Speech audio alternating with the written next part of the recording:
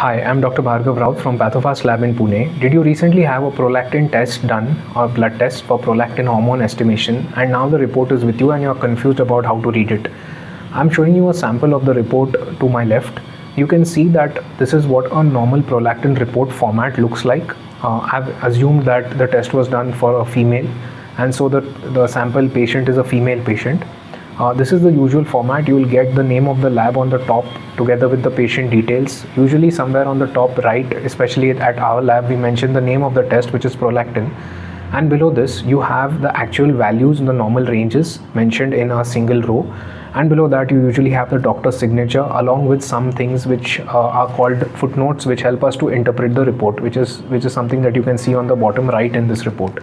So this is the normal format of the report. I'll now go through each section with you so that you understand how to read this report.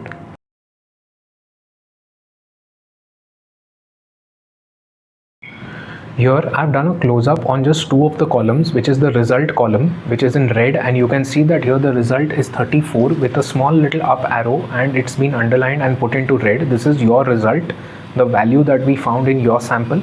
And to its right you see another column which contains the normal ranges. Now this part is a little confusing for the patients. Here you can see that there are actually 4 different ranges which are mentioned. The first one is for non-pregnant, that means women, adult women who are not pregnant. That's the range that you have to look at if you are an adult woman who is not pregnant.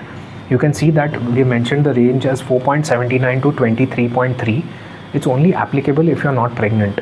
The next 3 sets of ranges are the first trimester, second trimester and third trimester, and these are basically the ranges that are applied if you are pregnant. The first trimester refers to the normal range that is to be applied for a woman who is in the first 3 months of pregnancy. That you can see that the range is 9.95 to 101.0. The next is the second trimester range, which is the range for a woman who is in the month 3 to 6 of her pregnancy. And the last one is the third trimester range, which is between the month 6 to 9 of the pregnancy. You will have noticed that the normal ranges go on increasing as the months of pregnancy increase. So you have to make sure that you're reading the right value based on what you are, whether you're pregnant and in which month you are pregnant. And if you're not pregnant, then you need to look at the first one. So this is how we look for the normal ranges.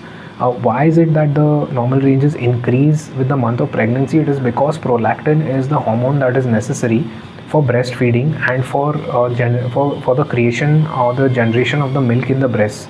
And so it's easy to understand that as the pregnancy advances, the body creates more prolactin so that the mother has adequate breast milk to feed the newborn. Now let's take a look at some of the notes that have been mentioned so that you understand how to interpret the report. Now, as you can see, the first point says that stress, sleep and medicines will affect the levels. This is because stress, sleep and certain types of medications, especially antipsychotics and antidepressants, are known to elevate the levels of prolactin. This is a common side effect of these medicines, and they are some of the most common reasons why prolactin levels go up in otherwise normal people.